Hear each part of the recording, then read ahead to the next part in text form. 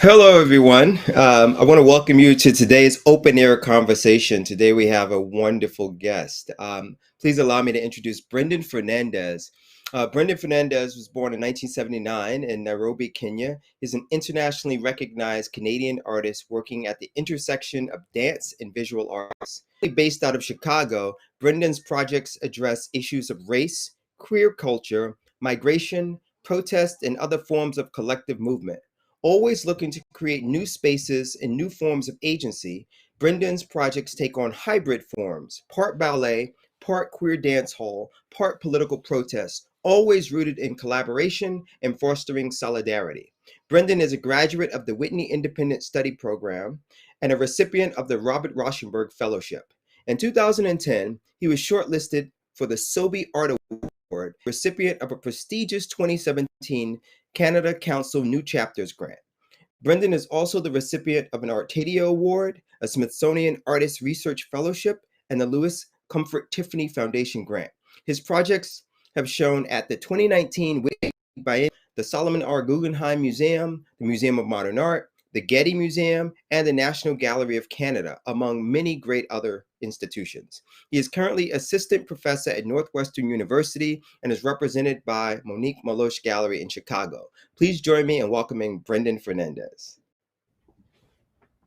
Hey, how are you? Hey, everybody. I'm good. So good to see you, Dexter. It's been a long time. I'm grateful for this opportunity. Yeah, it has been a long time indeed.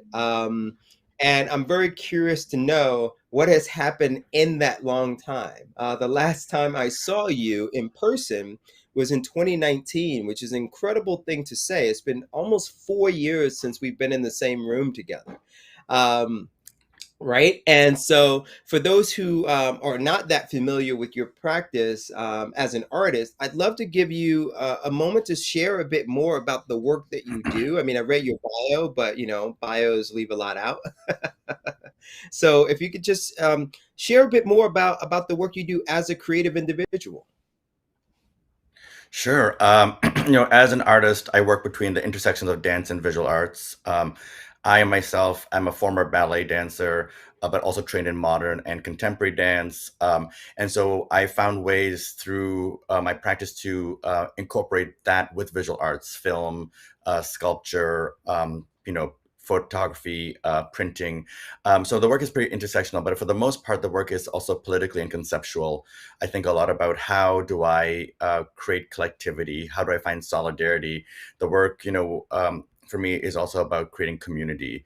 How do we kind of like break down binaries, dismantle colonial structures to create spaces that are inclusive and allow for people to come together to find a space of similarity, of again a community engagement. And so for me, that's been a very important part of the practice, and that is the main thesis of what I do is to kind of make work that is politically engaged, that allows for an open, inclusive space of commonality, solidarity, and then about a lot of the work is about creating critical mass, gathering people together to perform, to dance, to watch, to listen, so we can kind of disseminate information, messages through performative acts. Thank you for that. And I'd love to hear a little bit more about this idea of bringing people together. I mean, so much of the work you do, at least from what I've observed, it involves so many moving parts, so many other individuals that are involved in the production and presentation of your work. Can you talk a little bit more about that process? Like how did you arrive at creating the kind of work that would involve so many people? I think it's easy, for me to explain. I come from a dance background, and working with with dancers, it is always about collaboration, right? Whether it's me and the other dancers on stage together, whether it's the behind the scenes people, there's always a production to making a performance. And so when I make my installations, they become production, they become theatrical, they become enacted. And so I have always worked in this way, and this method is a way that I also think socially and politically is a way that we need to kind of think about collaboration, generosity, kindness, giving, to form things together, that also becomes a one thing that we all kind of contribute from a large, from individual aspects of a process, to give to one larger thing that is all ours. And so it's about, that kind of way of making, from early on in my dance career, making dance performances, or being part of dance performances. I've taken that structure and I use it in my methods of installation making. That's fantastic. I think the very first time I became familiar with your work would have been about a decade or so ago. And I think it was an installation that you had done. I believe it would have been possibly at Mixed Screens Gallery. You're done. I think there was like a neon installation, and then shortly after that, Larry Ose Mensa and I, a fellow curator, organized a show that you were part of. And in that show, that was called No Such Place, was the name of the exhibition. There were about 6 artists in the show. You created physical objects. There were flags. There was a wall installation. I believe there was also some video. And how has it been working across so many mediums as an artist? I mean, a lot of people can't do that, or if they do it, they don't do it. They don't execute it successfully. But how has your brain adapted to be a sculptor, to be a performer, to be all of these different things? I think, for me, it's about always allowing the practice to grow and develop. I want to do things, learn new things as well for myself as an artist. So I just did a performance in Puerto Escondido in Oaxaca, where, I built these structures that were, lit on fire, that were a pyrotechnic dance performance that had a sound score. And, everyone's like, "What are you doing now?" And I'm like, "I'm making this firework display." And we had 8 channels of sound, and we had like these traditional torridos, which are performers that hold fireworks, and I created these sequences. So for me, it's about challenging myself, also finding new form, which is also a political space. We need to find new ways to do things so we can also develop and grow.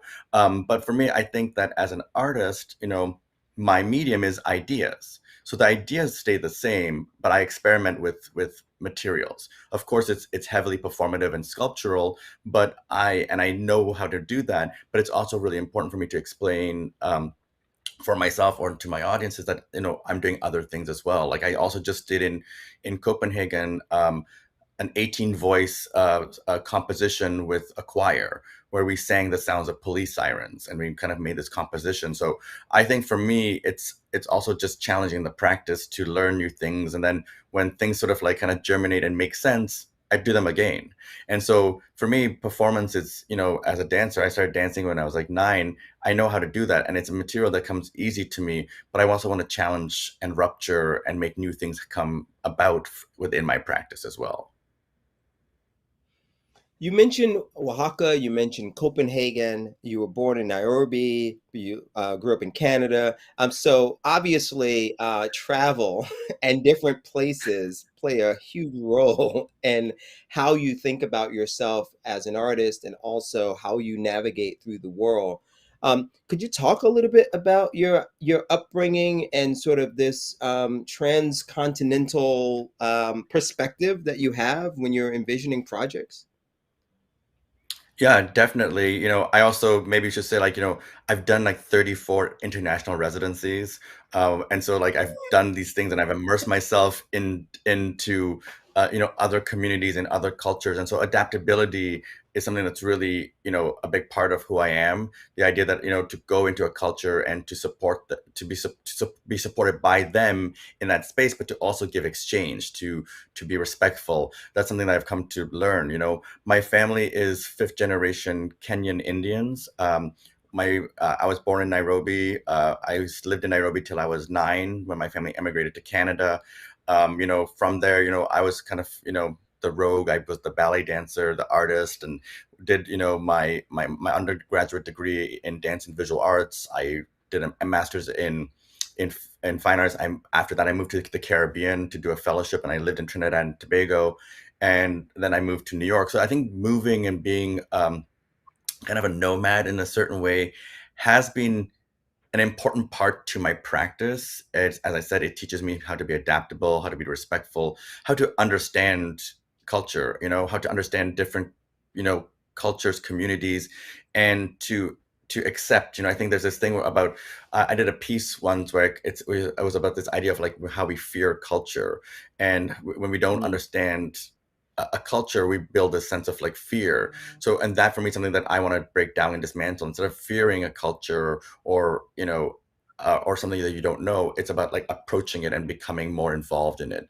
So I think that's been a big part of my work, is this idea of like also being able to live in different places, which is such an opportunity. I've seen the world, not the whole world obviously, but many parts of the world through exhibiting, through doing residencies, and I think that makes me a greater, richer, complex person from having these types of experiences. 34 residencies. That's like amazing and fascinating Well, part of it, inform.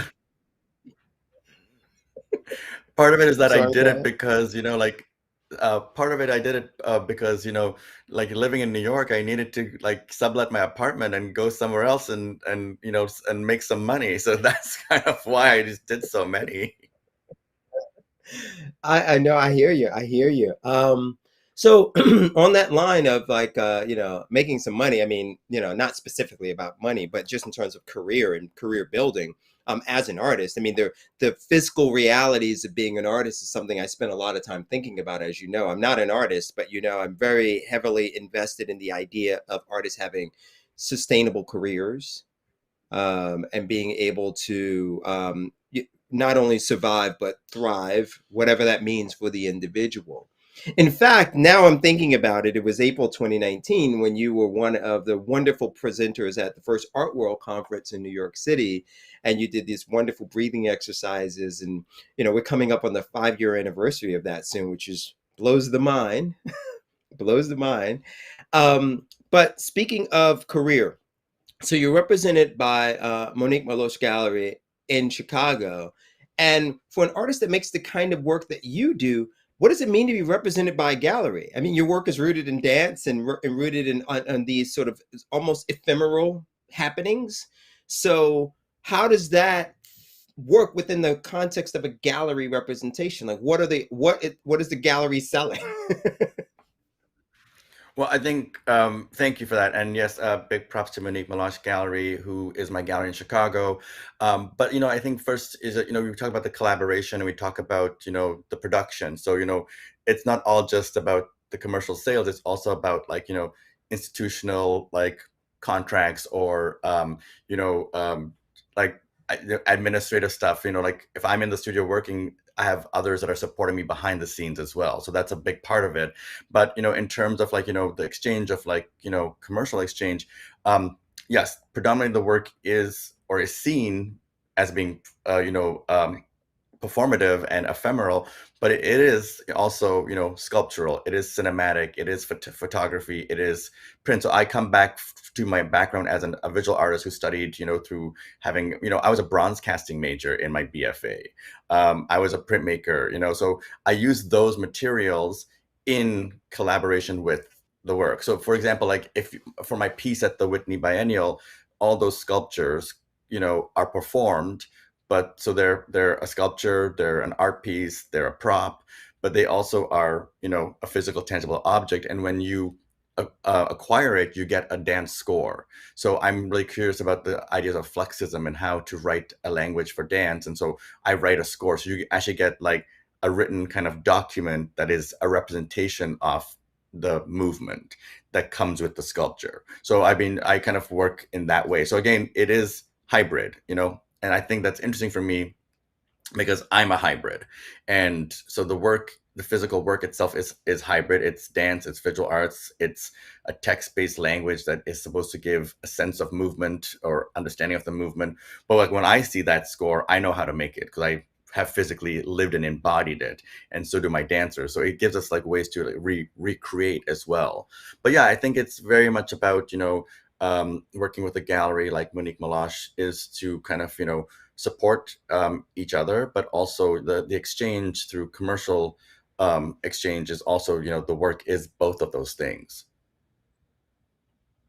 Thank you, thank you. And speaking of growth and evolution, I mean, what is this process of making art reveal to you about yourself? If you think back to yourself, say 10, maybe 15 years ago, and this journey you've been on in the past decade and a half, what are some of the revelations you've had about who you are as a person through your art making? We're getting deep. Okay.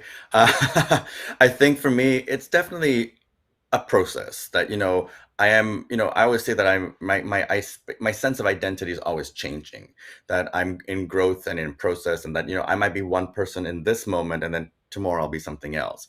And so, like, even from like from all the travel, from all the experiences, I learned, the pandemic changed my practice. There was a moment in, so we met in 2019 at the height of, many things happening for me. I had a solo show at the Noguchi Museum, the Whitney Biennial, a huge performance at the Guggenheim, and then 2020 comes and nothing.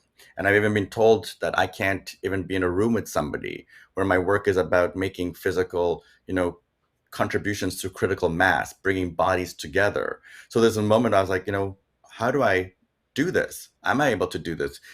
Is it possible to even be an artist anymore? And so that process changed me, where I started to rethink. And again, that idea of reform, new ways of thinking and making. I was like, maybe I'm going to start making work with, through technology. And I started making a work on Zoom, which I never thought I would do. And I made a piece called The Left Space, which was a commission for the Art Gallery of Ontario in Toronto, where, I was thinking, if we're all in the same filter and we're all dancing in the same filter, so I started creating graphic designed filters. Um, does that mean we're in the same space? And then I started playing with the glitch of moving my finger across the camera. So there's this idea that I was like coming in and out of the space and questioning this idea of being visible or being invisible. And so, and that work was successful. In the idea of doing it live as a live stream, we gathered 1,000 people who came and watched and listened and participated. And it really just changed the way I was thinking about the work. So I guess the question is that, I'm always in a space of change and flux, and I think that that also is very important. But also times of hardship, and you have to become resilient and resistant. And I think that's something that is really important. That also has changed me and has made me a different type of artist now as well. And so I look forward to seeing how the next decade plus happens, because it is always just a space of formation of growth and change. Hmm. No, that's so well put. So well put. We have some images of your work that we're going to queue up, and I have some specific questions. And you mentioned the Noguchi Museum, and I believe I was also present at one of their events where there was a, a performance happening that you had produced as well. I mean, so many things happened in 2019. It's quite amazing that that was such a busy year. Who knew? Who knew what was coming next? Maybe that was, as they say, the universe's way of like just kind of filling your cup, before things got a bit crazy, right?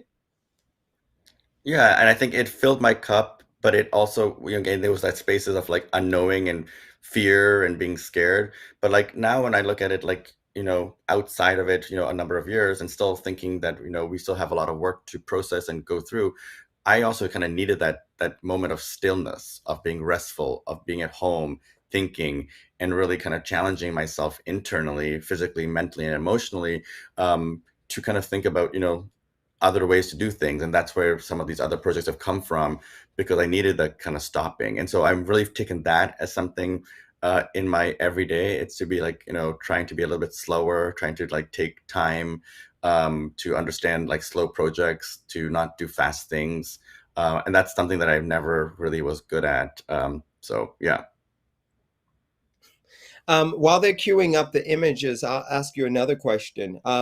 So, what's the biggest difference between like if someone said, I have this perception of what it means to be an artist, right? But let's say they're not an artist, but you are an artist, so you know the realities. What do you think is sort of like the biggest difference between people's perceptions versus the realities of being, a working artist? Well, I think like in terms of like my perception, I think, I'm definitely an artist that is a critical thinker, a person who thinks socially and politically. And so within my work, I think there's a big responsibility. And so I think that, sometimes you just sort of see, the pomp and circumstance of the art world, or, art openings and things like that. And I think that for me, sometimes it's like, there's more to that. And of course, I'm happy to be involved in a part of it, because that's something I've worked towards and have been given the opportunity to be a part of. But at the end of the day, that we're still working towards, or I'm still working towards, making work that is going to be socially, about change. And that, and the more work, the more success, however you want to think about success.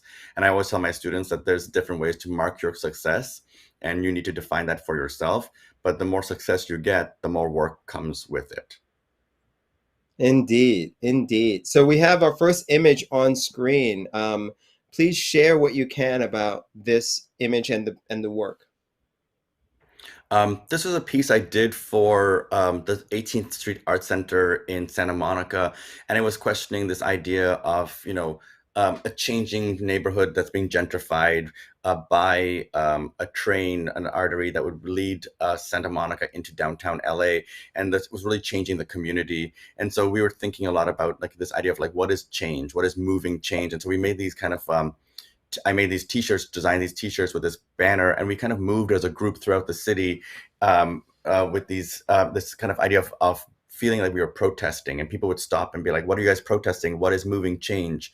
And it was this question about, again, the changing landscape of this community, but also the dance itself. We never told people where we were going to be. You had to find us through a text messaging system. So we would. If you texted "I'm down" to this certain phone number, we would start to send you locations throughout the day, but also some of the poetics of the score. So at the end, when you had all the text messages, it was you got the dance score as well. And so it's about, this idea that, again, collectivity. We're moving through the space. People were asking for protesting, but people followed us, and people kind of came to find us. And so it was this idea of like kind of creating a space of inclusivity and community. And the individuals that participated that we're seeing in this image here, these are dancers, or these are people from the community. Who are they? So the people you see here are actual dancers, but then we also kind of had like, people gather and just kind of follow us and kind of move with us or ask us questions, and kind of kind of constantly like in a space of transition. People would come and go and come in and out. But this group here you see are actually like professional dancers that I hired, who would then move, because we would break out of formations and then do different things, and then kind of gather again and then move. So it was kind of like a flock of birds that kind of gathered, then we moved, and then we kind of gathered and we moved. Yeah. I love the idea that your work, because it involves so many people, every time you conceive of a project, well, maybe not every time, but many of the times that you conceive of a project, it's like you're also uh, you're giving people an opportunity to work. Maybe you're compensating them, so it's like you're creating this ecosystem around your practice that involves giving opportunities to other people, which I think is quite admirable and very, very interesting. Do you often work with the same group, or when you go to different cities or different countries, do you try to hire people that are there? I mean, it's just a logistical question that I'm curious about. No, for sure. And that's a really important question. And, first and foremost, like, I always think about the labor of my dancers, and a lot of my work questions their labor and the physicality of what they give to me in my practice. And so, one of the ways, of nurture and care is through, a monetary payment. So I always want to make sure that my dancers are paid than, more than what they would normally get from other dance contracts. I'm also respectful that, their time is, they come to work for me, right? And sometimes people will say like, "Oh, well, can they just do another half hour?" And I'm like, no, we're not paying them for that time. So we have to be very conscious of that kind of labor. Another thing is, again, like a lot of my dancers didn't have we couldn't dance during the pandemic. And so just doing things like the performance on Zoom was very important, because I could find them compensation. When I did the Whitney Biennial, we did the performance, 100 times. And each time they did it, it was 5 hours. So a lot of grueling work, but that is, for 6 months you have a contract. That you have set amount of income coming. And so it's really important for me to always lay that out, and to know and so my dancers trust me. And so they come back and we work together, partially because I also have built a community with them. And so when I'm working in New York or Chicago or Toronto, or LA, I have dancers. Of course, my dancers in Chicago, New York, and Toronto are like, family. And if I can travel with a few of them to other cities, I always like to have a dancer that has worked with me. But sometimes, I go to cities like, Oslo, for example, and I, can't bring all my dancers.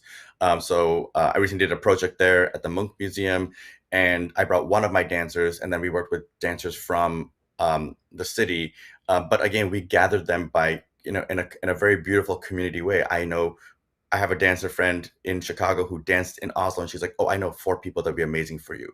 So it's always this kind of like word of mouth, like, we kind of like, "Oh, that person, this person." So it's like, and so it just becomes like, like a little family. We all just kind of communicate. Or I'm doing this piece in Philadelphia, in opening in July at the Barnes Foundation, and I'm bringing 2 of my dancers from New York. And one of them used to live in Philly, and she's like, "I have 2 other perfect dancers that you'd work for," because I wanted to have 2 Philly dancers and then 2 New York dancers. So it's really about, again, that exchange. But I think that's also a testament to the dance world and the dance community, that we really do support and take care of each other, because we're so close and intimate. We're physically moving and touching and being with each other when we're in process, when we're performing. And so I think that kind of also just comes out in the kind of ways that we support and give back, in terms of like supporting, saying like, someone needs a gig, who do you know? It's always word of mouth. Thank you for sharing that. And by the way, I mean Barnes Foundation. I wish I would be able to be there. I love the Barnes Foundation, but more on that later. Let's advance to the next image, and congratulations on that upcoming show. Thank you. So this is my So Whitney biennial piece. So this is my Whitney biennial piece that started as a commission, and through the Graham Foundation in Chicago. It was a piece that I was thinking about, like, my history with ballet, and the kind of ideas of the mastery of the form and the technique of the body. Ballet is a very specific type of dance. Everyone has to be the same. And when I was dancing, after a while, the ballet world didn't particularly love you know parts of my body, and specifically my feet. And so in this, I kind of create an installation that looks a little austere and daunting, but it's a piece that is putting this specific piece that we're looking at is called the cage. And during the whole kind of performance, the dancers come here at a certain point, and they stretch, they release, and they like sort of take care of themselves in this kind of like austere cage. But the piece is about the mastery of the technique. It's about the authority of the figure of who is the master. Is it you? Is it me? Staying on the outside? Is it the institution? But it's really questioning this idea of authority and power. And so in an installation like this, I say I make a playground. There's many apparatus, sculptures, within the space that the dancers explore and move. And so I create a sequence of gestures, and then choreographies that they work through all the devices. And so this was a piece of the Whitney Biennial that we performed 100 times, and each time was around 5 hours. that's incredible. That's incredible. Wow. And let's advance to the next image. Keeping an eye on time here. So please share what you can. And I believe this is the Noguchi, correct? Yeah, so this is my Noguchi piece. So right after the Whitney Biennial, which was kind of interesting how it happened, Whitney closed like in like early September, and then my Noguchi show opened the mid September. And like the Whitney show was about my ballet life, and this was about my life with modern dance, specifically Graham technique. So Martha Graham, when I left the ballet world training in ballet, I started to dance modern dance, because they were like, this is the other form. You don't have the perfect body, but in modern dance, they're more accepting for different types of bodies. And so I actually got injured in my early 20s, around 21, probably, or 22. Um, and stopped dancing due to an injury from excessive use of my hamstring in gram technique. And so I also was invited by the Noguchi Museum to do a research project, which then became the show. And I was also really curious about the collaborations that Noguchi made with Martha Graham. And so in this exhibition, we created a number of rooms where Noguchi's works that ask for bodies to be in them or participate with them or reference the body are on display. And then I kind of brought in some of my objects, these chairs that I designed that were based on a stool that Noguchi made for Martha Graham for her ballet Appalachian Spring. And I get the dancers to start doing these positions on them. And then there's a whole sequence of movement throughout the space. And so the objects we're seeing here, you mentioned the chair and the other objects that are in view here. These are objects that are permanently at the Noguchi. Permanently a part of the collection, but our so the exhibitions opened as a show called Body Space Devices that I worked with Dakin Hart to create. And so we had sculptures that reference the body. We had sculptures of Noguchi's that asked for the body to be on them, to physically be on them. And then we reinstalled a number of sets that he designed for Martha Graham. So the show was up for 6 months, and then slowly, as an intervention, I came in and started to build my scaffolding. You can see sort of some scaffolding in the background, which is sort of like becoming like a signature of mine, which then becomes like display. And then I made 6 of these chairs that are solid wood that are based on a prop that Noguchi made for Martha Graham for her ballet Appalachian Spring. The prop he made was a 2-dimensional prop, like a cutout, and she would sit on it and Mm-hmm. kind of like dance in the positions. But I've made the chair a physical object. So this is an example of a sculpture of mine that is, that can be acquired. But when you acquire it, it comes with the dance score of what they're doing on it right now. So after all of these elements are put together, Body Space Devices exhibition, Brendan Fernandes's show, Contract and Release, it became this kind of like, again, hybrid space where people were like, what's your work? Is this Martha Graham? Is this Noguchi? And so I love that because it was just this idea of like, I'm collaborating with Noguchi and Martha Graham, two iconic figures that have influenced my work for years. And the show just became this thing that it was like, what's yours, what's theirs, and it's kind of was like we're all doing this together. So I felt very special that was the kind of way it was interpreted. That's wonderful. That's wonderful. Let's advance to the next image. Share what you can, please. So this was part of the Noguchi show. So it was 4 rooms, and so the dancers kind of traveled through all the rooms. And this was one of the rooms where the sculptures of Noguchi's his assemblage sculptures were in. And during my research in the museum, I started to one time just see that they were putting one together, and the whole installation team was kind of like holding different pieces and then putting them together like puzzle pieces, but in very specific ways, because they're made out of slate. And if you put it in a wrong angle or there's too much tension, they just snap and break. And so they have these wooden maquettes that were they would use to practice. So it's like they were doing a choreography. They were doing a dance to try to figure out how to assemble these sculptures. And for me, that was really curious. Like I'm like, how do you like rehearse this? The other thing that's really important to note is that Noguchi based these biomorphic forms and shapes based on dancers.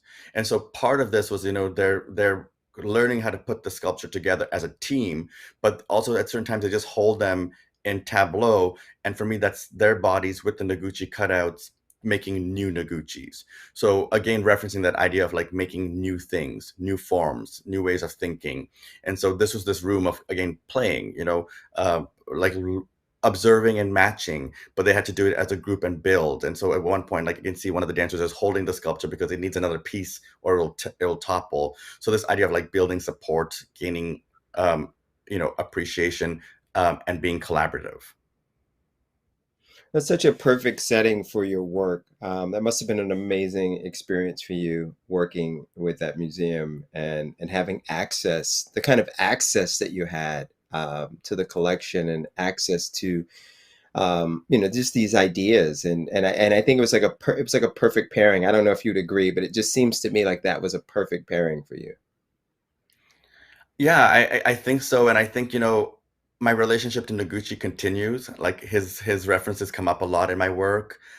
He was a Japanese American hybrid. I'm a Kenyan Indian Canadian American hybrid. I was asked to write a letter in a book called Paper Monument. The volume was called Letters to Asian Americans, and I wrote a letter to Noguchi, and kind of explaining this idea of hybridity in the world today. I still like kind of have been thinking a lot about his biomorphic forms and shapes. The Art Institute of Chicago has a sculpture of his up on display, and they asked me to write um, the wall label about what it means and what is my relationship to Noguchi in this particular work. So I feel like it keeps coming back, and I just also feel that this museum, the Noguchi Museum in Long Island City, is kind of like part of like a family and community. So I still like I still go there because I love the museum. I've always loved the museum, but I feel I go there and it's like coming back home in a certain way. I can totally understand. I totally understand. Let's advance to the next image. I'm excited to hear what you can share about this particular work. So this piece is called the 72 Seasons. I think the slide is a little off, but that's fine. So in the pandemic, I needed to make ways of making things, and you know, outdoor space became a thing. And so I really started to think about gardens as ecosystems that support and take care of each other. So certain plants will grow at certain heights, and other plants that don't have, a structure will grow in them so they can get light. So it's about this nurture and care within the garden. And the ways that gardens grow are a choreography, especially gardens like this. This is the Laurie Garden in Chicago in the middle of Millennium Park. And so the city commissioned me to do this piece where, I was thinking about the 72 seasons, which are in in Japanese calendar. There's 72 seasons, and the seasons change, every 5 days or so. And I picked three Saturdays, September, October, no, August, September, October, and the first Saturday of each month, and whatever season it fell on, we performed to it. And so the dance became about nurture, care, about gathering, watching from a perspective, being outside, being safe, and it was about, again, trying to bring people back to try to understand how do I make performance in a time of pandemic. And so the costumes change with each season. I wrote poetics that were kind of like, in the garden. So you kind of, when you see like, little plaques in gardens that kind of like um, speak to a species of plant, but these were like kind of little mimicking those kind of plaques, but we're sort of writing about these poetics about the garden and the idea of support and the idea of nurture and caring. And so I'm really becoming a lot more interested in how do I choreograph gardens, how do gardens become spaces for public gatherings, but also how does a garden become a new type of public monument where our bodies in that space become the monument. And so kind of like thinking outside of the ways that we see singular Confederate monuments that don't represent me. How do I make myself visible in a time when sometimes I'm not being seen or heard? Hmm. Hmm. I totally understand. I have some follow-up questions on that. I want to advance to the next image, and then I'll come back to the questions in the back of my mind. So please share what you can about this work. So again, this is my first show, international show. It was 2021. It was a commission by the Neon Foundation in Athens, Greece. And I was just thinking a lot about, again, how do we dance? How do we gather? And when I make work, it's always a large scale group dance or asking people to come and gather and perform. And so I've never made a solo, and I said, I call the piece "A Solo Until We Can Dance Again." And I work with an architect based in Athens to create in this courtyard different kind of pedestals, different kinds of plinths, like almost, monumental plinths, where a solo dancer, and I trained a number of dancers to learn the solo, would come. And it's a very improvised piece. Because again, we couldn't beat together. So what I would do was I kind of created this kind of courtyard, this kind of sculptural garden, again, this playground. And on four of the pedestals is a round dance floor, a marley, so the floor that kind of protects our bodies when we dance. And when there's no dancer, I ask the audience who come to the museum to respond to a prompt. And the prompt is, imagine without fear what is tomorrow. So thinking about this idea of, like, tomorrow as the future space, tomorrow as the where we need to go to, how do we move forward and, think outside of, social uprisings, pandemic, how do we find newness for us to grow and be a better community. And so people would write on the dance floor, like physically write something on it. And then when the dancer would come into the space, they would read the dance floor, and then interpret people's releases. And it became, a very, intimate, sensitive dance. The dance floor itself became a protest banner because they would pick it up and show it to the audience. But it was this idea again of, like, I was feeling like, at times in the pandemic, like quite, scared, quite purposeless. And so it was about this way of, like, allowing us to have, almost like a scream to release and to just say what we needed and what we wanted to. And so "A Solo Until We Can Dance Again" is based on that premise. Thank you. When you're conceptualizing a project, do you work through the entire idea before you sort of engage other people with it, or is the ideation also a collaborative process? I think with dance, it's always a collaborative process. So I come with, with proposals, I come with, like, gestures, I come with tasks. And then when I work with them, they do something differently. They'll interpret it. I'll be like, do it this, or think about this. And then they'll do it. And I was like, oh, well, that's interesting. So then we stop and we kind of exchange. And so it is a very collaborative process. So and it always changes. It's never going to be what I want it to be, but I'm also happy with that. Also, when I perform something like, like the Whitney Biennial piece, they get stronger, they get better, like, so there's always these, like, different kinds of challenges because our bodies kind of adapt, right? And that adaptability, again, is also something that I really kind of, like, hone in with performance that happens over and over again, is that, there's a sense that our bodies are resilient. And so that's definitely part of it. So it is a continual process and definitely is collaborative. So I come with ideas, I come with, like, proposals, but they also definitely change. And that's something that I'm also very open to. That's part of my process. Yeah, yeah, it would It's seem it's so. It about would seem so. Yeah, I was gonna say it's about agency, right? It's also about giving the dancers agency to make stuff that is theirs as well. Like, when I was a dancer, I was always just told what to do. And so in my Mm. process, like, and sometimes it's confusing for dancers. They're like, wait, I'm allowed to make a choice? And I'm like, yes. And so it's also breaking down that hegemony within dance authority. Right, right.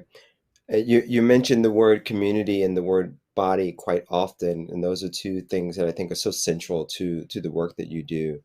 I also think it's fascinating that you seem to have this, and I really admire this. This I like the no idea is too big to execute. It just seems like you know, because I know that there are some things that you've mentioned to people. Okay, this is what I'm going to do. Like I think you even said that earlier in our conversation when you were mentioning, I think it was Oaxaca, and you said, people are like, what are you doing now? And where are you doing it? I think that's a very, very admirable trait because it shows courage, and I think that comes through to me in your work, the courage that you have as an artist, and I think it's not to be understated. I think it's really, really important. If we could advance to the next image, that would be great. Please share what you can. Yeah, so this was another way of thinking. This was actually, oh my God, I think it was like November of 2022, right before the holidays. I've been working a lot, going back and forth as much as I could to Oslo. This was a commission by the Munch Museum. The reason I kind of had a smile on my face was because, I was like, I want to work with light as a material. I want to work with like light as architecture. I want to kind of find a way to build this space. I want to think about like, how am I going to challenge an audience to see a performance? And for me, it's about this question of visibility and invisibility. Like within my work, I'm always trying to be seen and heard because I don't have my civil rights and my community doesn't have their civil rights and we're still being marginalized. And so I wanted to think about this idea of, if I am invisible, if I don't have to be constantly protesting or saying, look at me or see me or hear me, listen to me, if I'm in that space of invisibility, have I come to a place where I've gained those civil rights? And so Mm, partly also the piece, the left space, playing with the glitch of the camera, makes that kind of idea of like coming in and out, being visible, being invisible. Um, in this piece, that's kind of playing the same premise, but using this amphitheater in the museum, which is a glass amphitheater, where we were performing inside the space with haze and light. So the dancers are actually physically trying to find themselves, and they're building like kind of like, and I'm worked with a lighting designer to build these kind of like lighting structures, so where lighting felt like walls or stage, and but they're also like had these physical lighting tubes that they were dancing with, and they were building these monuments with their bodies that kind of felt like these like light monuments that would kind of like start to build and then disappear. But sometimes you couldn't see their bodies, or sometimes you would see their bodies, and then the audience all watches from outside. So people were kind of like peering, people were kind of like moving. So it was also influencing the way the audience sees the work as well. And there's a 8-channel sound piece around the whole amphitheater that has like voices, has atmospheric sound. So it kind of is like this like kind of like orb that was kind of coming to life with sound and like pulsing lights. And again, it was this idea, and we also had this curtain that would kind of open and close, and they would hide in it and move through it, and it became super animated. And but this subtle idea, or this idea of like, what does it mean to be seen, what does it mean to be not seen, socially and politically, how does that function within the process of gaining civil rights? So this was at the Munch Museum in Oslo, but it will also be traveling to the Glass House in Connecticut. So that's still, we're going to think about the dates for that, because but I'm also like taking it from this like clinical amphitheater in a museum, a minimalist thing, to like a lived house in like a glass house, which is a domestic space. I'm excited to sort of see how it translates and transforms in that space, and having the audience watch it from outside. it's amazing you mentioned the Glass House. In addition to the Barnes Foundation, that's like also one of my favorite places. It's like so coincidental. That's really fantastic. Do you work with a Thank you. big production team? So when you're producing this kind of project, I mean, it's technically complicated. So how do you go about doing that? Do you hire a team? Is there a team that is your go-to production team? I'm just kind of curious about that. There's certain people, when I'm making films, I have, the camera people that I work with that understand, because for me, like they're dancing with the cameras. Like when I'm making my films, people are moving the cameras around and getting the footage. So I have a team of people that I go to. Definitely with sound, I work with a specific person, Alex Inglesia, based in Chicago. But then things like this, I'd never worked with a lighting designer. And they're used to setting lights on stage. They were like, but this person was like, I love this idea, let's talk. So again, it's been about a conversation, trying to get them to understand your concept, and then we kind of work. So it's a lot about like communication, collaboration, and then execution, experimentation. And you said something very kind about my practice, that I am courageous, and I'm courageous because I take the risks. But I'm also fine to fail. If it doesn't work, it doesn't work. I can fall, and I've fallen many times, but I get up. And that is a metaphor that comes up in my work. So there's, and there's works that are better than other works sometimes, or I just, I'm happy to be in that space of questioning, because for me, again, it's about growth that makes me a better artist and a better person, I would say. Very well said, very well put. And I love the idea of being willing to aim high enough that if you fail, it's still a wonderful experience. In some regards, I think if you were trying to do something incredibly ambitious and it just didn't turn out exactly how you want it, you still have the strength of heart and the confidence to know that you have the guts to do those things, right? To do those things. I can't think of a Yeah. single person who's done great things that hasn't had great failures. So. Um, I think we're moving on to the next image, which may be the last image in the series. Free fall for camera one. So Free Fall for Camera was a piece that, again, I made right in 2019. I got, as you mentioned, the New Chapters grant from the Canada Council to make a film based on fallen bodies. So the idea of falling bodies, specifically in honor and in ode of the Pulse Orlando massacre. So the film is very much about a dance for camera film. The camera is moving. We film from above a lot of the times, like this image is an image from above, and sort of thinking about Busby Berkeley, the Hollywood filmmaker who kind of glamorized the fallen body, where these bodies on the ground would create these beautiful kaleidoscopic, motifs. Here, it's about a body that falls, and eventually the bodies kind of all start to come and pick up each other and take care of each other. And so for me, it's about that idea again, like, we fall, but we have to stand up again.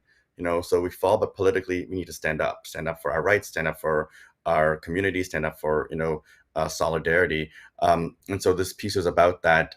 This was recently shown at the Mass MoCA in North Adams, and I was really excited about it being shown there.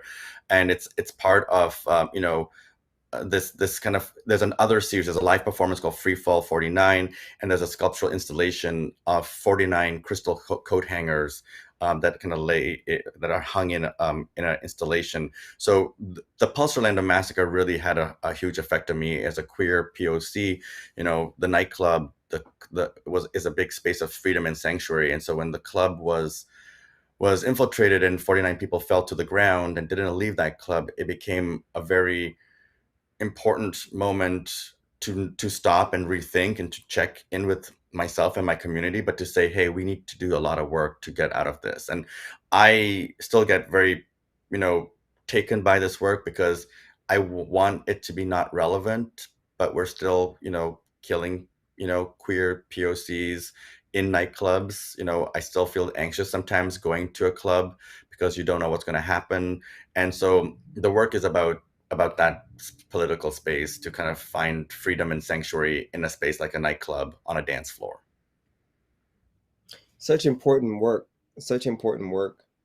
Um, well, we've come to the end of the images, and we're down to our final few minutes. I do have a couple of follow-up questions, so we can remove the image from the screen. And so, what are you looking forward to right now? You strike me as someone who probably, if you put your calendar on the wall, would be a very busy calendar. So what's the next in terms of things you can actually talk about? Because I'm sure there's some things you can't really get into details about. But what's coming up that you're excited about?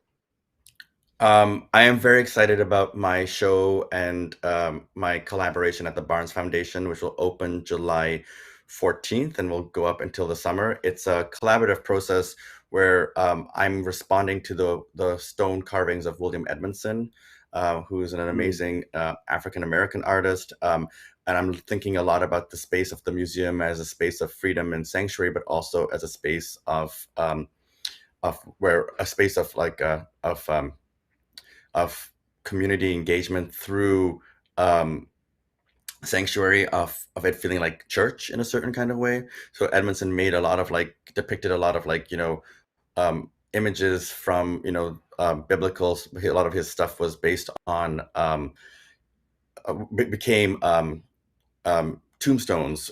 But so I'm kind of thinking about this idea of like of the space of the museum as a space for freedom and sanctuary. So I've actually worked with the museum exhibition designer to kind of install and place Edmondson's work so that the installation itself becomes a trajectory for movement for the dancers.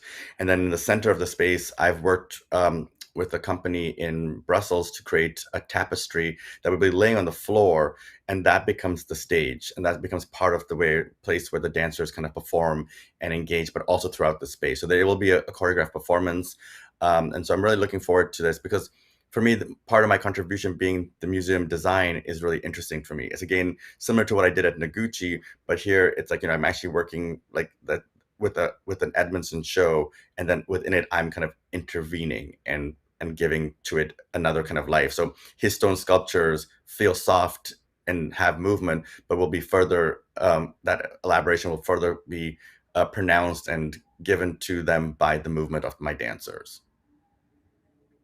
Fantastic.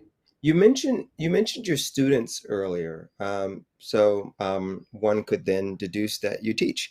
So, um, what are some of the things that you find surprising, like the questions that students tend to have? Like I know it's one of the most challenging roles anyone can have is to be a teacher. People often ask me about that, and I say I'm not sure if I'm ready to do that.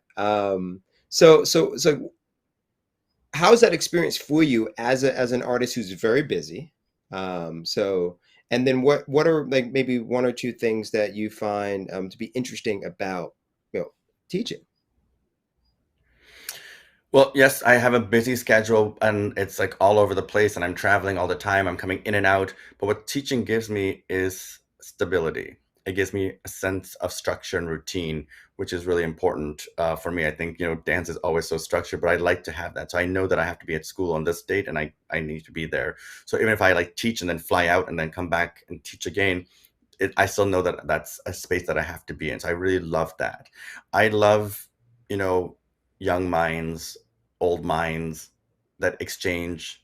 They give to me, I give to them, and that's a really, important place. And I'm a nurturer. I'm a carer. I get very attached, and I'm very much, want them to succeed and ask them questions about like what does it mean to succeed or what does it mean to be an artist or if one of my students recently um, took a class of mine. It was a performance history class, and started. And one of the critiques was using some of the things that he had learned in my class, and that just made me feel like I was like, "Oh, I know what that's from." And he was like, "Yeah." And so I really appreciate that, and it's a really beautiful process. Teaching. It's about the nurture, the care of the garden. In a lot of my dance, it's about holding each other up. Taking us higher. If I fall, I'll pick you up, and that's what teaching is for me. Well, I don't think that we could end on a better note than that. Is if there's any other thing you'd like to share before we conclude our conversation today, feel free. This has been great for me because we needed to catch up, and here we are. We have officially caught up. Yeah, no, I just say I'm just grateful for the opportunity for us to come back together. In this time of pandemic, we lost some time, but I love that we always find ways, and it's easy. We just pick up. We just keep going. So I appreciate that. Well, thank you so much, Brendan. And I'll certainly check out all of your upcoming projects. Um, have Passport will travel, so we'll and hopefully I'll see you in person as well. So I'm going to say our final remarks and bid you a wonderful evening. Thank you for joining us. Um, so. The Gantt Center's goal is always to provide programs that inform and inspire. The support of viewers like you allows the Gantt Center to expand its reach and further develop programs like today's Open Air. To learn more about the ways you can support the Gantt Center, please visit their website at ganttcenter.org/donate. Also, be sure to click the subscribe button to be updated on all future programs. As always, we thank you for joining us for Open Air. Be sure to follow the Gantt Center on social media to get announcements about upcoming programming. Join us on July 11th for our next Open Air conversation with artist Aaron Fowler. Everyone have a great evening. Thank you.